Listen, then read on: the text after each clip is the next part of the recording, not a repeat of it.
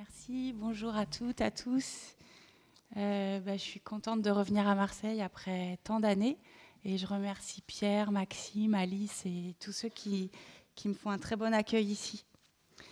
Un petit mot sur le contexte de ma présence ici.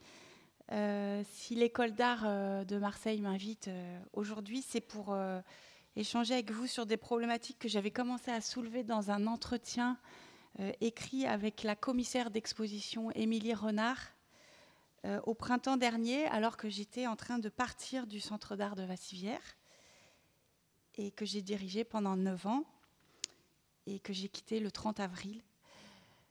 Cet article s'intitulait « Marianne Lanavert jette son costume de directrice aux orties ». Et il est consultable sur le site du Centre d'art La Criée à Rennes et également publié dans le numéro 3 de la revue papier Lily, la Roselle et le Marimba, qui est édité par La Criée de Rennes, qui avait invité Émilie Renard pour un cycle d'expositions et de revues sur les liens entre pratique vernaculaire et création contemporaine. Maintenant, Émilie a été retenue à la direction du Centre d'art Béton Salon à Paris, mais elle a acheté avec sa famille une grange en Limousin, pas loin de chez moi. Je me présente pour compléter ce que Maxime vient de vous dire. Donc j'ai commencé à travailler dans l'art contemporain en 97, salariée de grosses institutions telles que le Centre Pompidou et le Jeu de Paume à Paris, après des études classiques d'histoire de l'art à l'école du Louvre et à la fac de Paris-Sorbonne, pour ensuite devenir directrice donc de 2 centres d'art, d'abord à Noisy-le-Sec, en Seine-Saint-Denis, pendant 7 ans, puis à Vassivière, en Limousin, effectivement, à l'entrée du plateau de Mille Vaches. C'est grosso modo entre Limoges et Clermont-Ferrand, jusqu'en 2021. Et lorsque je suis partie réétudier à Londres en 2000 au Royal College of Arts and Design, c'était un programme très coté pour devenir commissaire d'exposition. J'ai transformé mon prénom, Marianne, qui était en 2 mots, en un seul mot, Marianne, qui me semblait plus adapté à la langue anglaise. Et ce prénom m'a ensuite suivi pendant toute ma carrière professionnelle, donc jusqu'à aujourd'hui, où j'ai décidé de reprendre mon prénom de naissance pour marquer une rupture avec cette période de 20 ans. Non pas comme un retour aux sources, mais plutôt comme une manière d'assumer que c'est pas en prenant la fuite ou en adoptant un déguisement que je pouvais opérer une véritable transformation. Mais ça, je viens de le comprendre très tardivement, puisque j'ai 47 ans, mais plutôt en partant de ce que je suis, une femme blanche, hétéro, issue d'un milieu éduqué, parisien, bourgeois, catholique, et pour à la fois en faire l'autocritique, mais aussi pour en garder les aspects constructifs qui me permettent aujourd'hui d'aller plus loin. Et c'est une rencontre amoureuse, l'été 2019, avec un charpentier passionné d'anthropologie, dont j'avais suivi quelques séminaires de l'École de la Terre, auxquels il avait contribué. Donc l'École de la Terre, c'est un projet qui est né à Tarnac et sur le plateau de Mille Vaches, inspiré de l'École de la Terre, l'Université de la Terre, au Chiapas, au Mexique, qui rassemble des pratiques indigènes, vernaculaires, des pratiques théoriques et puis la pratique et la théorie au quotidien. Et c'est cette rencontre qui m'a poussée à déménager à Tarnac, alors que je travaillais encore à Vassivière. Tarnac, c'est un petit village de Corrèze, où une 50aine de personnes sont arrivées il y a 15 ans pour tenter de s'organiser en commune sur le plan politique, mais aussi en autogestion sur le plan de l'alimentation, de l'habitat, etc., de la gouvernance, de beaucoup de choses. Et maintenant, j'ai décidé de mettre mon épargne que j'avais cumulée depuis tant d'années par mon travail salarié dans l'achat de 10 hectares de terres agricoles et avec un petit groupe sous la forme d'une SCI. Et puis aussi, on a acheté récemment un petit immeuble, sur la place du village qui sera utilisé comme un bien commun pour répondre à des besoins de logement. Et donc au printemps 2020, pendant le premier confinement, le télétravail m'a permis d'observer le terrain que vous voyez là sur cette image. Comme dans les démarches de permaculture, il est souvent conseillé de passer 1 an d'observation avant d'agir. Donc observer l'ensoleillement, les écoulements d'eau, les vents, etc. Et donc sur la plante plein sud, je me suis essayée au maraîchage. J'étais encore au travail, principalement en télétravail, vous vous souvenez, en mars 2020, mais je venais de temps en temps au centre d'art. Et on a planté 200 kilos de semences de pommes de terre qu'on a achetées à Limoges en bio. Donc vous voyez, les semences, c'est des toutes petites pommes de terre. Pour essayer quelque chose sur cette terre granitique qui est à 800 mètres d'altitude et qui avait été surpâturée par de l'élevage pendant des années et de vaches et de brebis pour être ensuite abandonnée pendant 20 ans. Donc c'est une terre où il y a beaucoup de fougères voilà, qui avaient pris le dessus sur l'ensemble de la végétation. Et on a commencé donc à planter des pommes de terre en faisant ces petites buttes avec du fumier et de la paille que nous ont donné des agriculteurs, des agricultrices du coin, dans l'optique de nourrir une 50aine de personnes pendant l'hiver, en complément à d'autres terrains sur lesquels il y a déjà du maraîchage et aussi de l'élevage de brebis. Pendant ce confinement, j'ai pris au pied de la lettre l'appel du philosophe Bruno Latour, paru le 29 mars 2020 dans la revue AOC, que vous pouvez consulter sur son site internet. Imaginez les gestes barrières contre le retour à la production d'avant-crise. Et donc, je voulais vous lire un petit passage qui est un petit peu long, parce que je ne sais pas si vous l'aviez toutes et tous vu, ce texte, qui a pas mal marqué les milieux culturels. Et c'est un peu ce texte qui a déclenché mon envie de partir, de faire autre chose.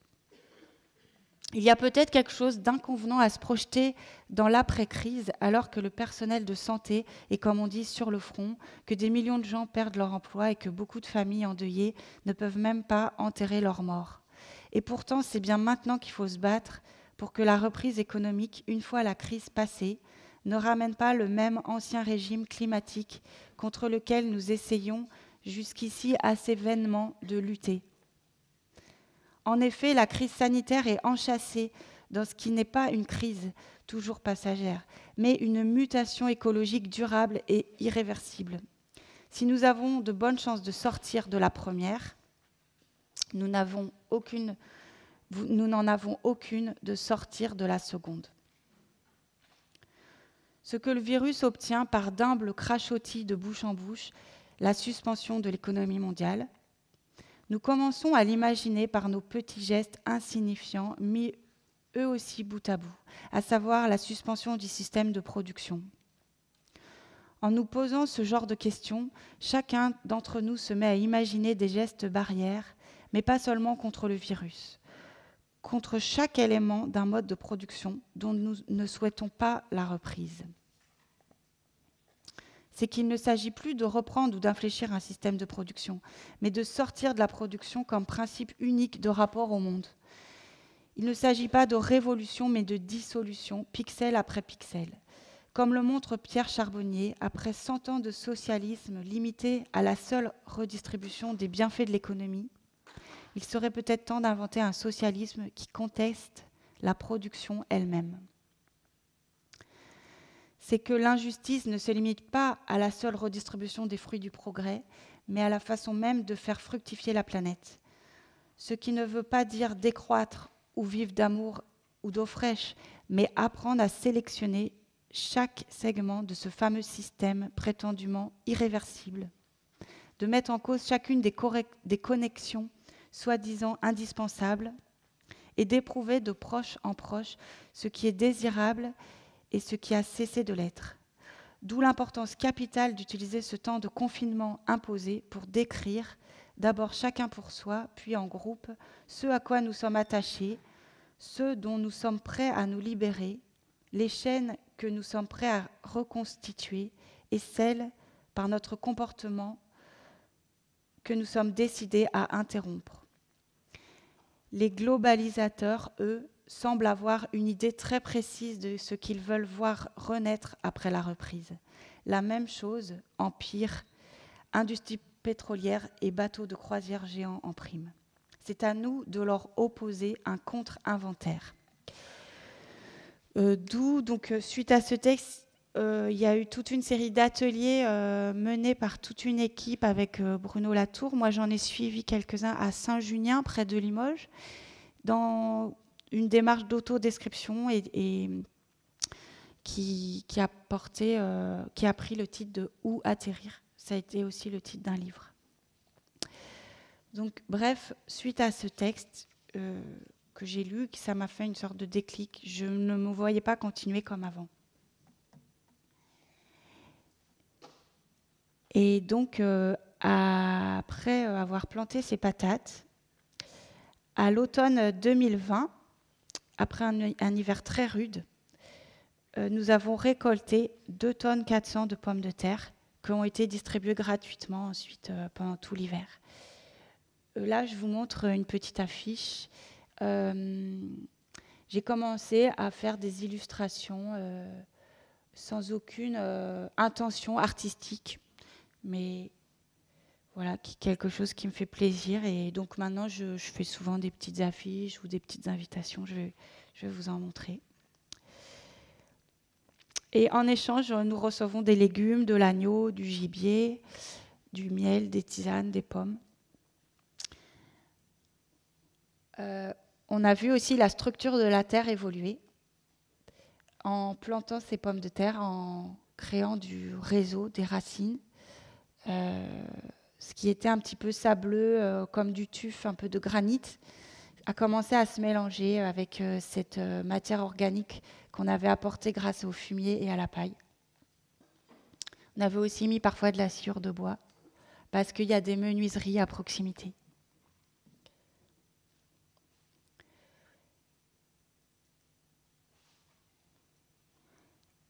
Et l'année suivante, on a planté 300 arbres fruitiers.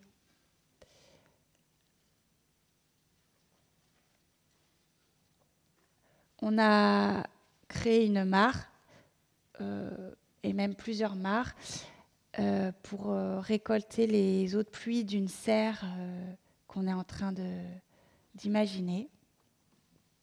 Sur cette image, à gauche, c'est un agronome qui habite à Brive, Hervé Covès, et qui, suite à une formation que j'avais suivie, va finalement s'installer avec nous.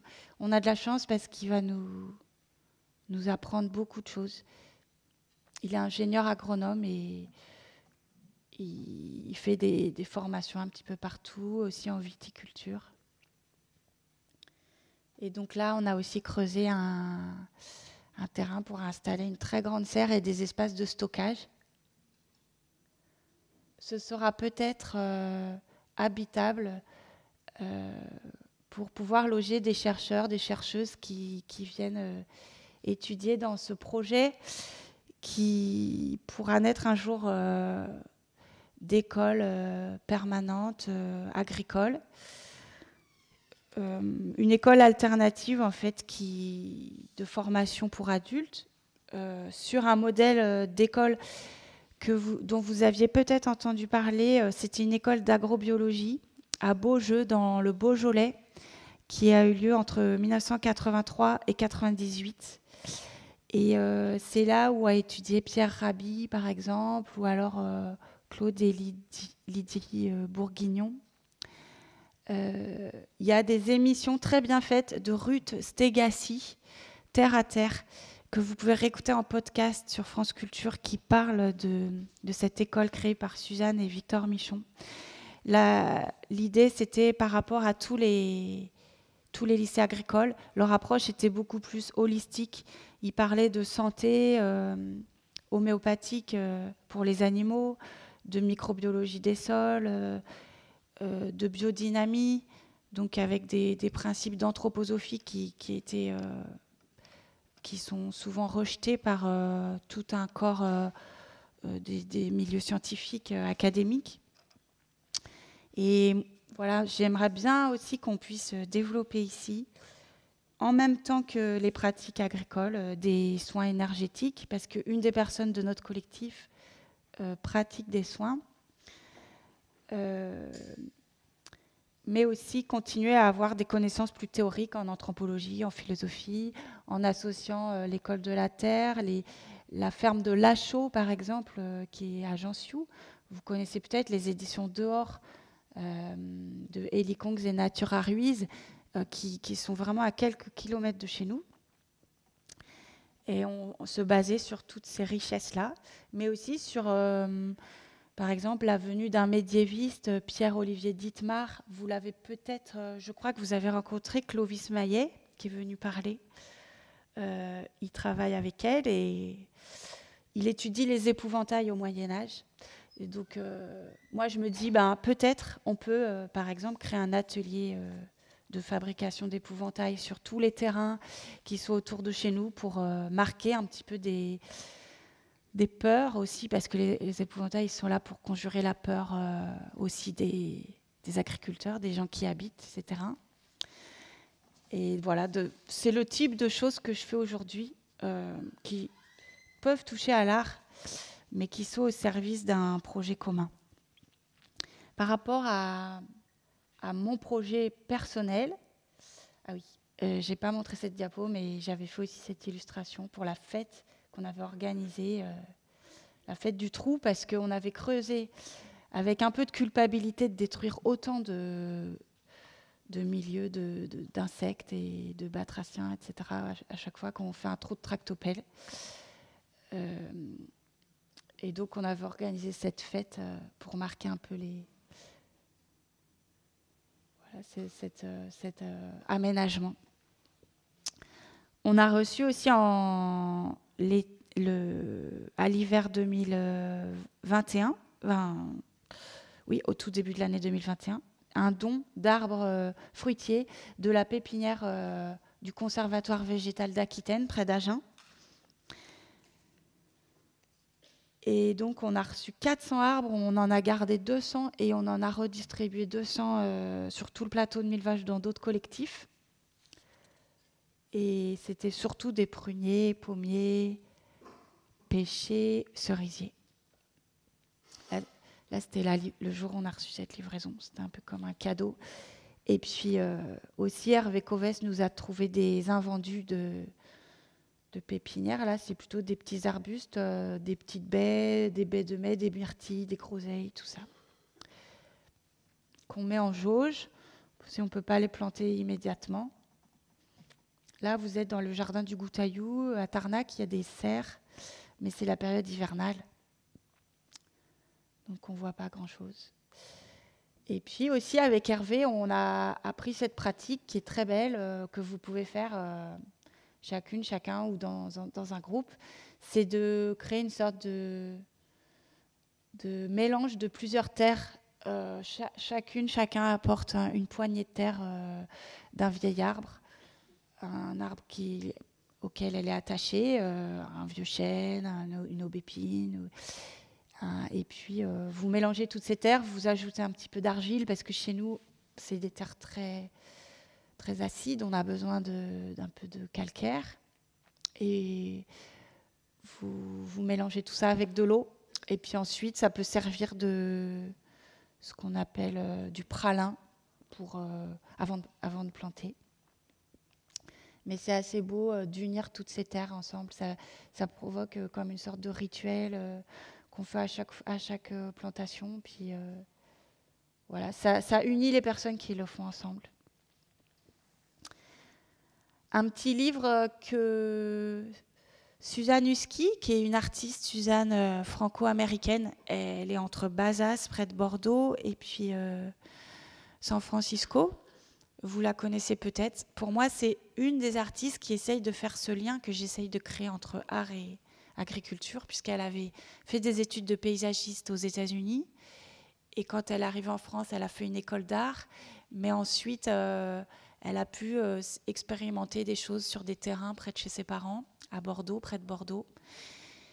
Et puis, ça a été des rencontres comme ça. Au même moment où moi, je rencontrais Hervé, elle aussi, elle le rencontrait dans une formation. Et puis, ils ont édité ce petit livre, Manifeste pour une agriculture de l'amour, avec ce nom qu'elle utilise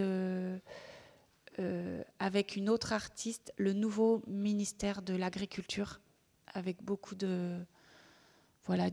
Vous pouvez trouver aussi une vidéo d'Hervé Covès sur le site de Suzanne Husky, sur son site internet. Et quant à moi, dans ma pratique, en découvrant avec toutes ces expérimentations, aujourd'hui, je me dis que je me tournerais bien vers les petits fruits. Donc, il n'y a pas beaucoup de fruits sur le plateau de Mille Vaches, à part de la pomme et de la myrtille. Donc, essayer de la framboise, de la groseille, du cassis, etc. Mais aussi, je me suis aperçue qu'il y avait des besoins de certaines personnes sur le territoire. Par exemple, des éleveurs, des éleveuses, dans les saisons sèches, il leur manque des essences fourragères, des essences pour nourrir les animaux. Surtout quand sur des terrains très granitiques où il y a très peu de prairies. Et donc, j'ai commencé à planter du karaganier de Sibérie parce qu'on était en altitude. Et je me suis dit que ça pouvait bien pousser chez nous aussi dans des climats très froids. Et il y a des beaux résultats. Donc, j'envisage aussi une petite pépinière d'essences fourragères pour pouvoir donner ou troquer avec des personnes du coin. Et puis aussi, pourquoi pas, en fait, on est ouvert à toutes les expérimentations. Une personne qui fait de la laine et qui a besoin de teindre la laine, elle nous a demandé, est-ce que vous avez envie de faire des plantes tinctoriales? Donc moi, j'ai pas trop envie de me lancer dans l'herboristerie, c'est vraiment tout un autre champ. Mais par contre, la garance, c'est une plante qui fait une couleur rouge. Pourquoi pas, c'est des racines, on va essayer. Plein de choses sont possibles. On a donc là des groseilles qui ont commencé à pousser. On les a mélangées aux pommes de terre, vous voyez. Tout est mélangé. On s'est inspiré de plein de choses. Il y a l'agriculture syntropique qui mélange des essences forestières et puis des essences cultivées. Avec des principes de rupture. Donc on n'a pas appliqué à la lettre cette agriculture-là, syntropique, mais on s'en est un petit peu inspiré, et puis de techniques plus générales en permaculture. Et vous voyez après, ce qui est très beau, là, les pommes de terre fleurissent au printemps. On a des verticales, là, c'est des peupliers qu'on a plantés pour faire des sortes de treilles, faire un peu d'ombre. Et puis, on a aussi récolté la deuxième année. Donc, on vient de récolter. Là, vous voyez, le 17 octobre, on a récolté les pommes de terre. Donc, j'ai à nouveau fait un dessin. Et on fait ça collectivement sous forme de chantier. C'est très touchant de voir toutes ces personnes qui viennent. On ne sait jamais qui va venir, mais voilà, ça nous rend assez heureux de comparer la terre, de regarder sa texture. On a planté un peu de seigle aussi. C'est un éleveur qui nous a donné du seigle. Donc, avant de replanter les pommes de terre, donc ça c'était en hiver, on a semé à la volée du seigle pour voir un petit peu ce que ça donne, comment ça structure les buttes. Et aussi quelques pépins de courge, de potimarron, de courge cabocha. Et puis un peu de maïs, mais bon, ça n'a pas beaucoup donné d'épis. Par contre, c'est intéressant parce qu'on apporte plein de différents champignons, de différentes manières de stimuler la terre quand on a des essences d'Amérique du Sud, par exemple, ou qui ne sont pas normalement adaptées pour nos milieux, mais ça stimule, ça crée autre chose. Du tournesol aussi. Là, ça avait super bien marché. On a récolté pas mal de graines. Et puis là, j'ai postulé un projet des enfants et des arbres. Donc c'est une fondation. Ils avaient réalisé aussi un très beau film, Le Temps de l'arbre, où ça y est, on vient d'obtenir l'aide, donc 2000 € pour acheter des arbres. Et donc ça va être super, parce que jusque-là, c'est vraiment des dons ou des boutures. J'ai fait beaucoup de boutures de groseilliers, etc., framboisiers, mais parfois, ça ne suffit pas. Il y a des arbres qui coûtent un petit peu cher aussi en pépinière. Donc, j'ai fait une sorte de dessin là sur Géoportail. Voilà, c'est pas très très détaillé pour l'instant, mais ça vous donne un petit peu l'étendue de notre terrain. C'est à peu près, c'est presque tout ça. Puis il y a des zones boisées, comme vous voyez, quelques prairies. C'est assez varié comme milieu. Et en bas, il y a une tourbière et une rivière. Maintenant que je vous ai raconté tout ça, je passe à une partie un petit peu plus d'analyse sur pourquoi en fait j'ai décidé de quitter l'art en tant que discipline, que je suis en professionnel, mais non pas en tant que rapport sensible, comme on a dit tout à l'heure, pour me tourner vers l'agriculture. Donc j'avais intitulé ma conférence « À partir de l'art, se relier et habiter la terre ». Et donc j'aimais bien ce titre « À partir de l'art » parce que c'est au sens de quitter l'art, mais aussi au sens de faire à partir de l'art. C'est-à-dire ne pas s'en débarrasser, ne pas tout plaquer, mais faire avec. Et me rapprocher de l'art plus comme potentiel de transformation et pas comme représentation. Donc là, quand je veux dire représentation, je pense à beaucoup d'expositions que j'ai vues sur le thème de l'écologie ou souvent, ou alors, par exemple, beaucoup d'artistes qui font du documentaire où ils dénoncent des choses, mais pour moi, ça reste de la mise en scène et ça reste une zone de confort qui permet finalement de maintenir sans fin les mêmes problèmes, de les reporter à l'infini. Et voilà, c'est là aussi où Bruno Latour pourrait aller plus loin, je pense, mais voilà, ce qui pointe est déjà important. Et pour comprendre un peu le problème de l'art en tant que discipline, je vous conseille de relire les articles et les conférences de William Morris rassemblés dans ce petit livre « L'art et l'artisanat ». William Morris, ces textes-là dont je vais vous lire quelques passages remontent à la fin du XIXe siècle en Angleterre. Et William Morris était poète, traducteur, dessinateur, ébéniste, peintre, imprimeur, fondateur du mouvement Arts and Crafts. Vous connaissez peut-être certaines. Il a aussi créé une entreprise artisanale de décoration, puis une imprimerie. Et il a été très impliqué politiquement dans le socialisme en Angleterre. Donc notamment la conférence « L'art en plutocratie » à l'université d'Oxford en 1883. Dans cette petite conférence, c'est très facile à lire, très, très court. Il fait une critique du progrès et de l'époque dite civilisée, depuis la Renaissance italienne, qui, selon lui, a coupé les artistes de la tradition et a fait naître un système mercantile qui privilégie l'individualisme. Donc pour lui, ils n'ont d'autre choix que de créer leur œuvre personnelle et individuelle.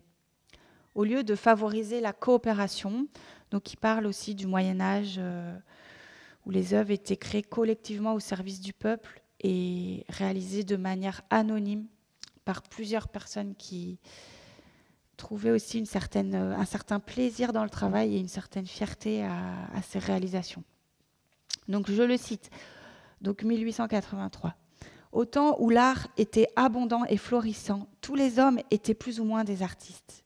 Donc il dit les hommes, voilà, il pourrait dire les femmes. Mais aussi longtemps que le système de compétition dans la production et les échanges des moyens de subsistance perdurera, les arts continueront à péricliter.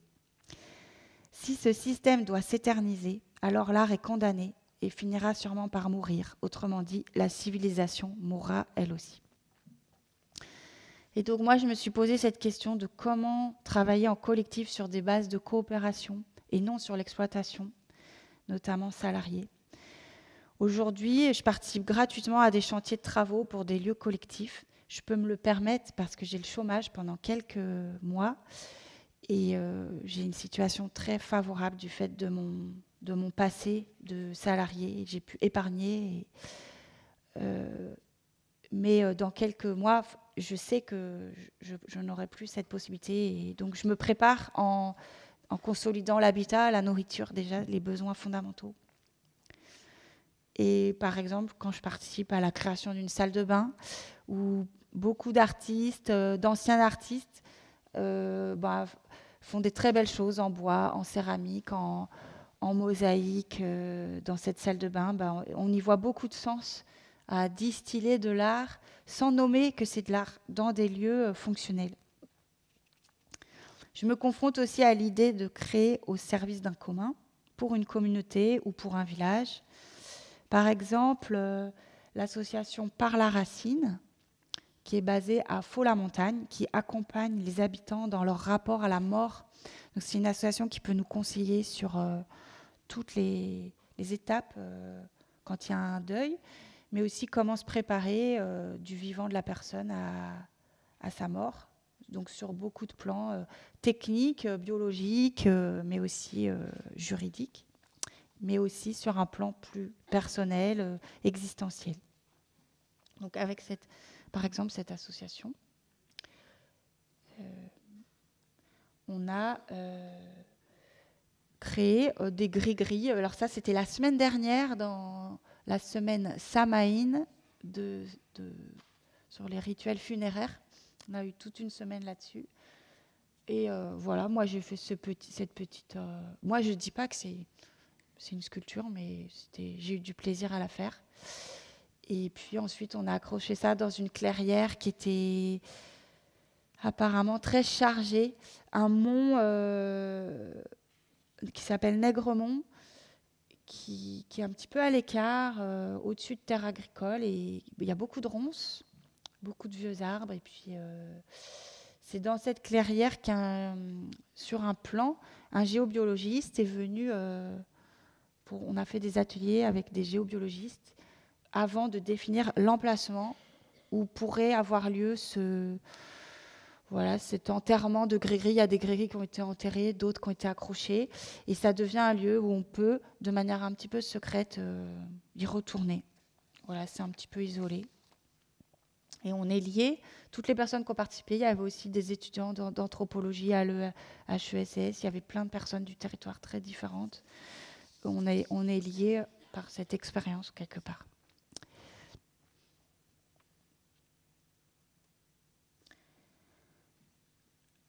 Je continue à citer William Morris sur comment dépasser les disciplines.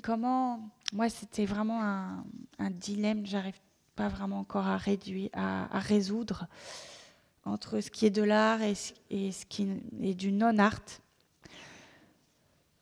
Donc, dans toujours cette même conférence de 1883, il dit « Pour commencer, je dois vous demander d'étendre l'acceptation du mot art au-delà des œuvres d'art explicites pour y intégrer non seulement la peinture, la sculpture et l'architecture, mais les formes et les couleurs de tous les biens domestiques, jusqu'à la disposition des champs pour le labour et la pâture, l'entretien des villes, de nos routes et de nos chemins. En un mot, de l'étendre à tous les aspects extérieurs de notre vie. » Et il y a quelque chose dans ce texte aussi qui m'a frappée en le relisant, là, en préparant cette conférence. Ça ne m'avait pas frappée sur le moment. Mais il dit aussi que l'art contemporain, enfin l'art de la fin du 19e, dans cette période industrielle, un des gros problèmes, c'est que la conscience du matériau s'est perdue. Et donc... je le cite, « Si un arbre est abattu ou déraciné, si tant est que ça soit possible, on en plantera un pire à sa place. Donc voilà, cette logique de consommation, où c'est pas grave, on en replante un. La substance même dont se nourrissent les arts dits supérieurs. Alors, il avait distingué précédemment les arts intellectuels et les arts dits inférieurs, décoratifs. Lui, il veut évidemment les fusionner. La substance même dont se nourrissent ces arts a été détruite. Le puits de l'art est empoisonné à sa source. Il y a des assez belles phrases comme ça. Le puits comme un puits. Je vous ai mis là une photo de Terrier qui était assez mystérieuse quand je l'ai prise en photo. Et quand j'ai relu cette phrase de William Morris, j'ai pensé à ce livre de David Abraham, Comment la Terre s'est tue. Vous l'avez peut-être lu parce que ça a fait pas mal de bruit dans les milieux d'anthropologie. Pour une écologie des sens, voilà, traduit en 2013. Ce philosophe écologiste américain. Bien sûr, nos artefacts humains conservent inévitablement un élément d'altérité plus qu'humaine. Cette altérité que nous ne pouvons ni connaître ni ne nous approprier réside le plus souvent dans les matériaux dont ces objets sont faits. Cette altérité, que nous ne pouvons ni connaître ni ne nous approprier réside le plus souvent dans les matériaux dont ces objets sont faits. L'art véritable, pourrait-on dire, est simplement une création humaine qui n'étouffe pas l'élément non humain, mais permet à ce qui est autre dans les matériaux de continuer à vivre et à respirer. Et moi, ça m'apporte quelque chose par rapport justement à cette question de la perte du sens dans la production, notamment artistique, où on ne sait plus d'où viennent les matériaux, ni où ils iront une fois qu'ils auront été transformés. Et donc j'essaye de mieux me relier à ces présences, ces matériaux, pour non seulement habiter la terre, mais pour être aussi habité par elle. Et c'est la même chose en fait en agriculture. Si on recherche uniquement la production, le résultat, on en arrive à une sorte de déterrestration, de hors-sol, parce qu'on veut être efficace, on utilise du coup plus de machines. William Morris n'est pas contre la machine en elle-même d'ailleurs, mais plutôt contre cette perte de la conscience du matériau. Et évidemment, les cultures non occidentales ont ce rapport à la matière très fort. Où, avant de prélever, au lieu de faire de l'extractivisme, avant de prélever quelque chose, on va demander à la terre si on peut le faire. Et même si on maltraite la terre, nous, on maltraite beaucoup la terre. Elle nous donne toujours beaucoup. Donc au moins de la remercier pour ça. Et donc j'ai bien aimé aussi dans cette citation de David Abraham, il y avait, ces artefacts humains conservent inévitablement un élément d'altérité plus qu'humaine. Donc lui, il emploie le terme plus qu'humaine, ou alors c'est les traducteurs-traductrices qui ont fait ça, mais c'est intéressant parce qu'aujourd'hui on parle de humain non humain et lui il parle de plus qu'humain, ce que je trouve assez juste dans le rapport qu'on peut avoir à des êtres, à des présences parfois inexpliquées et qui font partie de notre monde. Et j'ai aussi pensé à ce livre. Donc tout à l'heure Maxime a parlé d'Estelle Zong Mengal. Ce livre m'a vraiment bouleversée, mais il n'a pas suffi pour que je puisse rester au Centre d'art de Vassivière, parce que ça m'a quand même aidé à résoudre un problème de la médiation culturelle, qui était un de mes gros problèmes. Mais j'ai pas réussi quand même à creuser cette piste, à prendre le temps de creuser cette piste. Esthétique de la rencontre, l'énigme de l'art contemporain. Et donc pour eux, ils vont chercher un philosophe qu'on n'a plus trop l'habitude de lire. Attendez, pardon, il faut que je retrouve son nom. Gilbert Simondon. Pour en fait dire que l'art, le problème de l'art, ce n'est pas que d'un côté, l'art serait hermétique ou que de l'autre, il n'y aurait pas assez d'outils de médiation provenant des artistes ou des institutions. Mais que l'art est une rencontre. Et donc cette rencontre, c'est parfois une non-rencontre. Ça peut ne pas bien se passer. Et aussi assumer ça. Mais c'est d'abord une rencontre avec l'altérité, donc l'autre, y compris notre propre altérité. Et donc ce qu'on va trouver dans l'art, ce n'est pas le même, le similaire, le semblable, mais c'est une forme d'altérité.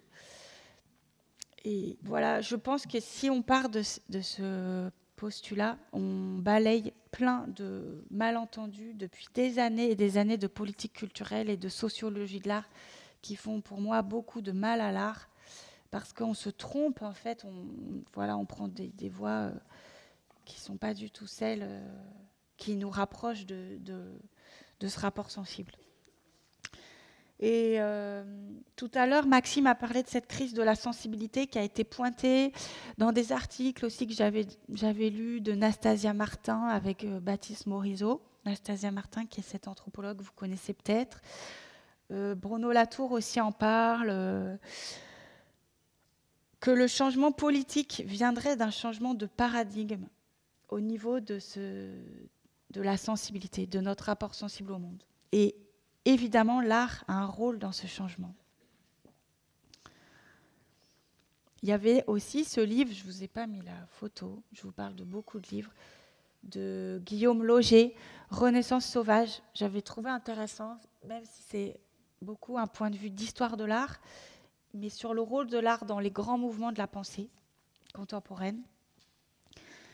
Et au lieu de m'intéresser à l'art comme manière de changer le monde, j'ai pris conscience qu'il fallait plutôt changer ma vie. Réduire mes besoins matériels, changer ma façon d'aimer, être plus à l'écoute des besoins de mes proches, notamment de mon fils, qui m'a fait traverser une crise de la parentalité en même temps qu'une crise de la responsabilité que je connaissais au Centre d'art.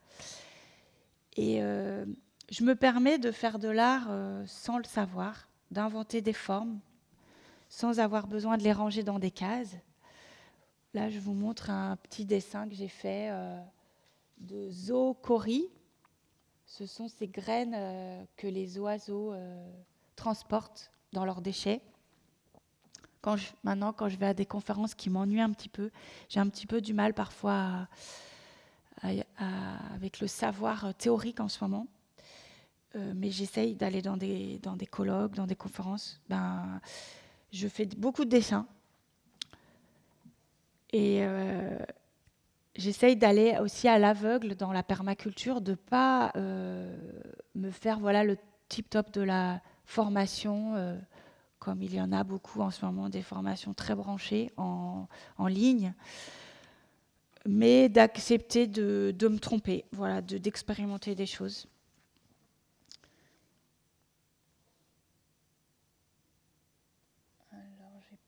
Il y a certaines photos qui passent pas. Mais j'ai besoin...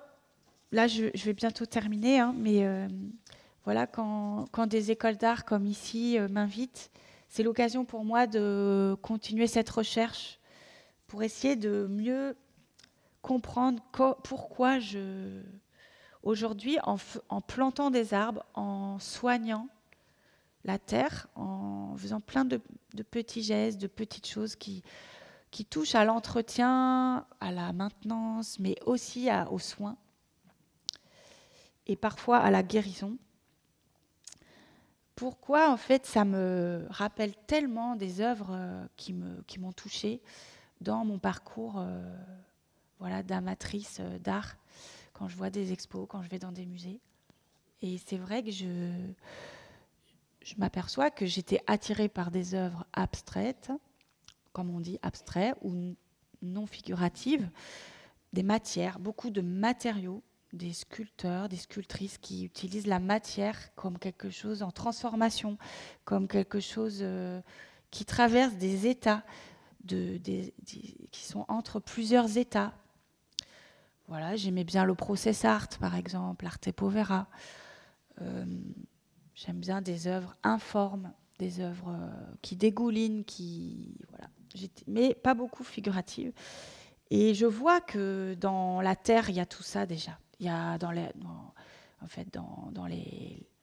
pierres, dans ces couches de matière, de terre.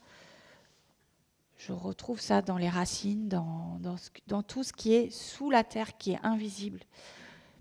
Je retrouve des choses que moi-même, je ne m'expliquais pas dans l'art.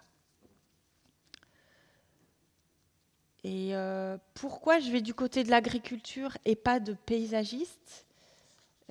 Parce que, en fait, dans l'agriculture, il y a un cadre assez libre, finalement, même s'il est très conventionnel. Je vais retrouver les mêmes problèmes de discipline, d'expertise que je critique dans l'art.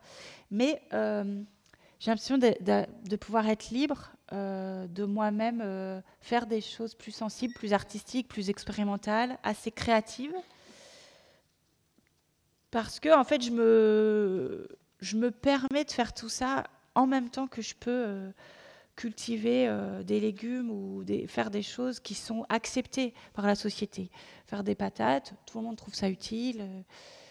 Avoir un statut d'agricultrice, c'est quelque chose qui est possible. Et moi, je le fais d'une certaine manière. Par contre, si j'étais paysagiste, ça voudrait dire que je dois connaître toute cette histoire du paysage que j'ai déjà appris plus ou moins en histoire de l'art. Ça me semble trop lourd, trop théorique, trop proche peut-être de conventions que je rejette aujourd'hui. Alors, j'ai lu Gilles Clément, le paysagiste, qui parle d'un art spontané, de voir dans la nature des créations artistiques spontanées. Mais j'essaye de trouver... Voilà. Je suis aussi allée grâce à une sémioticienne qui est à la fac de Limoges. Donc c'était un peu parce qu'elle habite en Limousin que je l'ai rencontrée. Elle a créé avec Gilles Clément une école du jardin planétaire. Et c'est elle qui m'aide à aller plus loin pour affiner des mots, pour définir des choses que je n'arrive pas très bien encore à nommer. Comme elle est sémioticienne, elle s'intéresse à la signification des gestes et elle s'est spécialisée au départ, elle était dans les gestes du design et d'un design qu'elle va chercher plutôt chez Victor Papanek, pour celles et ceux qui connaissent. Et elle va en fait voir dans des pratiques culturales, donc des pratiques de culture de la terre, des pratiques culturelles qu'on peut rapprocher de pratiques culturelles. Elle a créé cette école du jardin planétaire sous forme d'une licence professionnelle qui s'appelle Aménagement paysager, design des milieux anthropisés, avec un lycée agricole, le lycée d'Évasé et la fac de Limoges. Et nous, je l'ai rencontrée parce qu'on a fait un séminaire avec l'école de la terre de Tarnac et avec Vassivière en mai 2019, qui s'appelait « Habiter, être habité, quelle relation au vivant ?»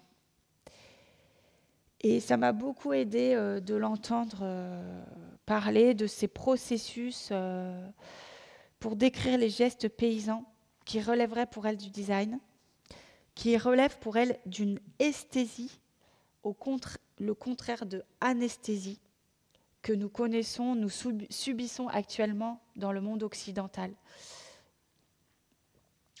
Puisque, il y a eu beaucoup de personnes qui se sont intéressées, notamment les Sud-Américains, Viveros de Castro, Arturo Escobar, etc., sur le rapport de séparation que la modernité, notamment occidentale, a induit vis-à-vis de la nature, dans notre rapport à la nature, d'observation à distance, de neutralité, d'objectivité, qui est une forme d'anesthésie. Et donc elle recherche comme ça, elle fait des enregistrements de témoignages de paysans, de paysannes sur leurs pratiques, où ils parlent rarement de ce qui les lie à la terre. Souvent, ils parlent de leur production. j'ai 200 vaches, je produis tant de litres de lait par an, etc. Mais là, ce qui l'intéressait, c'est quelle relation à ces arbres qu'il y a sur le terrain, aux haies, aux lisières, au corps des animaux, au mouvement dans leur terrain, etc.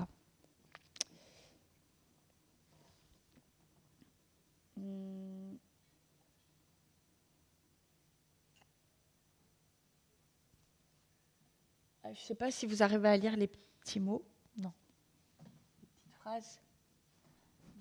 C'était dans une autre conférence. J'ai fait des petits dessins à partir d'une conférence de Ernst Zürcher. Vous connaissez peut-être cet agronome suisse qui avait fait sa thèse sur la ronce, et avec grande difficulté d'ailleurs que son sujet de thèse soit accepté, pour montrer que la ronce était un élément fondamental. Il a écrit ce livre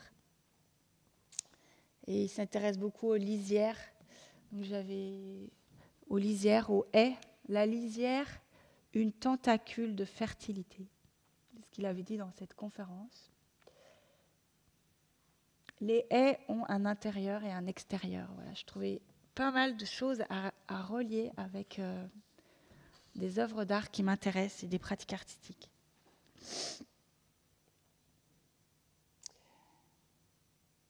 Et là, je vous ai mis aussi une couverture d'un livre qui vient de sortir aux éditions Mayade. C'est des éditions Limousine, en Corrèze, de Marie-France Houdard, qui est ethnologue, qui vit à la Mazière Basse, en Corrèze.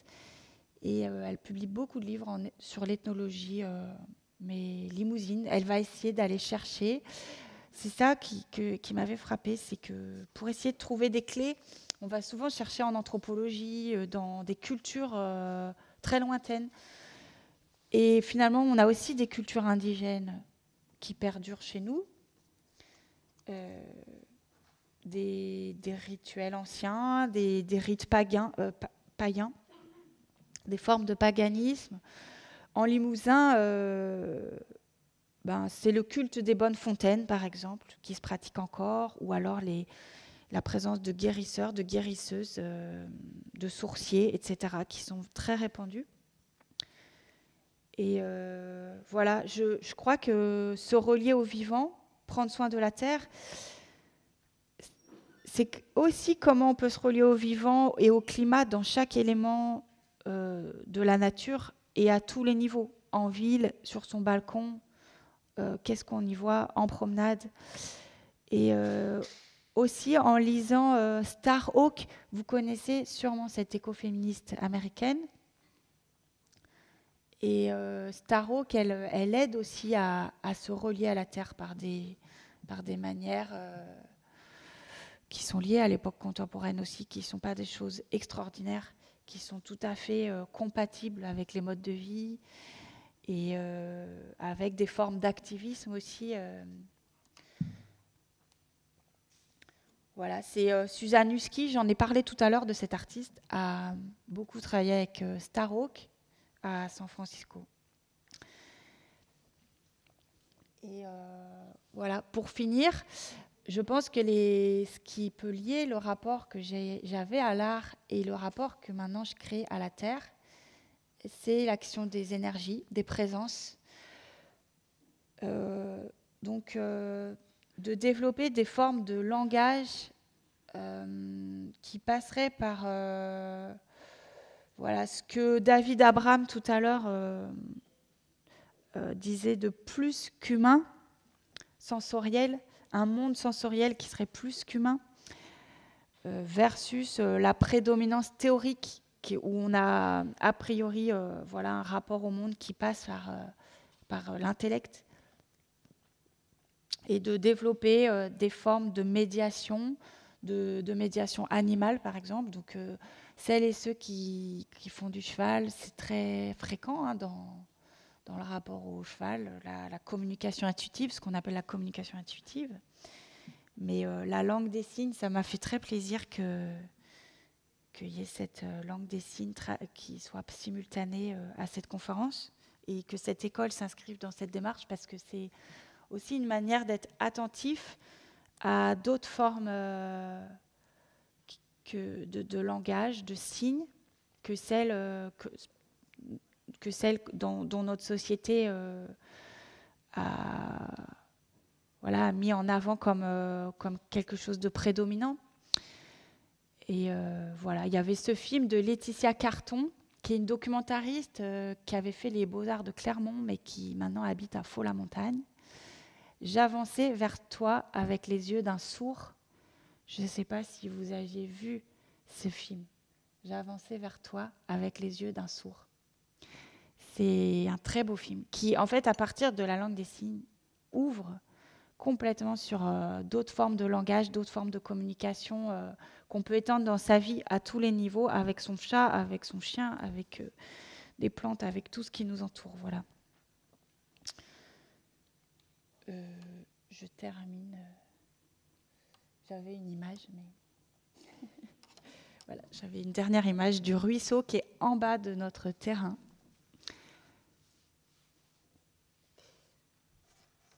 Et j'arrête là, mais j'espère que vous avez des questions ou des choses à m'apporter, d'autres références que je ne connais pas, ou d'autres choses qui peuvent m'aider moi à résoudre des choses pour l'instant, soit contradictoires, soit inexpliquées.